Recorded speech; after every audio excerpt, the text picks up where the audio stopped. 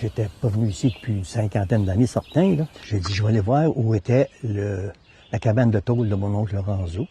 Puis j'ai trouvé, vois-tu, une vieille pelle ronde, piquante, là. Fait que j'ai dit, je vais l'apporter. Je la garde en souvenir de mon oncle Lorenzo Robitaille. Zozo pour les intimes.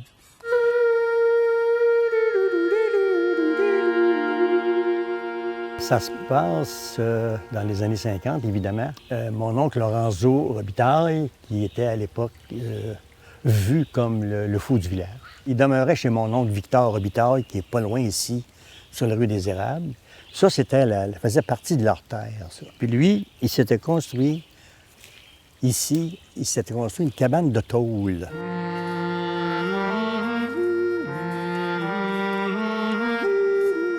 On ne parlait pas de ça. Dans ce temps-là, là, on cachait ça un peu.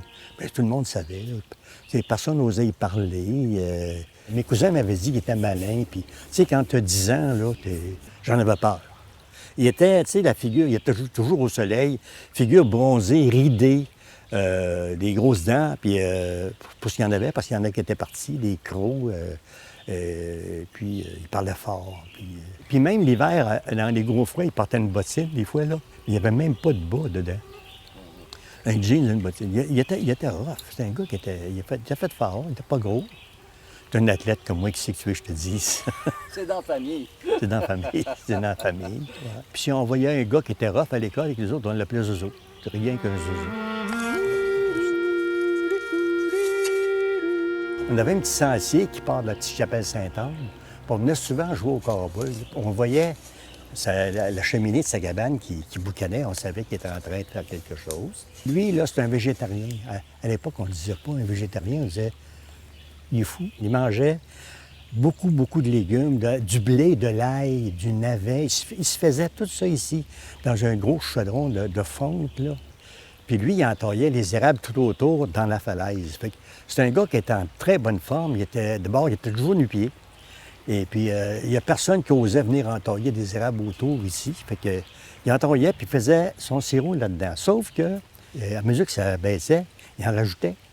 Puis ça finissait que c'était brun comme de la mélasse, comprends-tu? Puis la tante Sirène avait averti ses enfants de jamais goûter à ce que l'oncle Lorenzo fabriquait.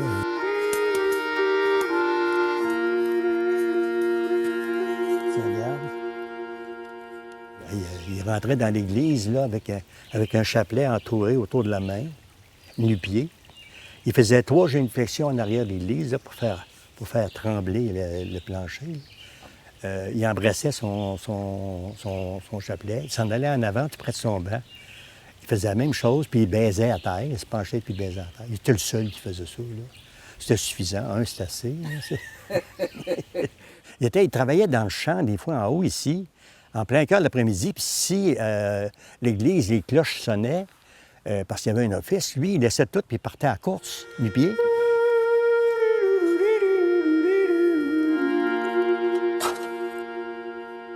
Il passait l'été quasiment ici, toujours, là, mais il vivait dans la maison chez l'oncle Victor. Il mangeait jamais à table avec la famille. Il s'assoyait dans l'escalier avec un petit plat de grès, puis il mangeait sa recette de santé qu'il disait. J'ai visité sa chambre un jour, puis c'était plus que simple. Il n'y a pas de drap, il y a un sommier en métal, où je me demande s'il y a un oreiller, il y a une couverte en lainage. Puis il y a un petit poêle à bois en plein milieu de la chambre. Puis de temps en temps, ce qu'il faisait, parce qu'il disait à ma tante Sirène, je vais désinfecter ma chambre, c'est qu'il mettait du sapinage dans le poêle, ça brûle vite, là. Puis il enlevait le tuyau pour soi-disant là, aseptiser la chambre. Puis la tante Sirène, elle avait une peur bleue que le feu prenne tout le temps. Puis un jour, il a quitté, il est allé demeurer en haut de la paroisse à Neuville. Et puis elle en a profité pour faire le grand ménage, puis...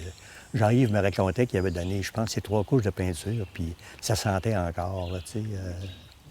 Fait que l'oncle Victor connaissait un médecin de Québec qui était natif de Neuville, un docteur Larue, qui était assez haut placé, puis ils l'ont placé, justement, là, à Saint-Michel-Archange.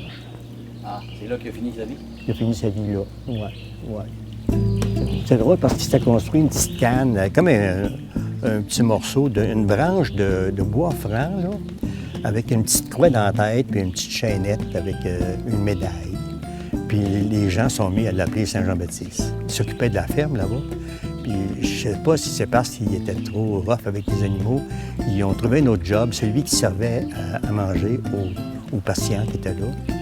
Puis ils mettaient dans un bol la soupe, les patates, la viande, puis le dessert, dans le même bol. Puis on lui a dit, bien, si ça marche pas comme ça. Et lui, il a dit, de toute façon, ça passe tout par le même trou à la fin. Il était pas malheureux. Je pense pas qu'il était malheureux.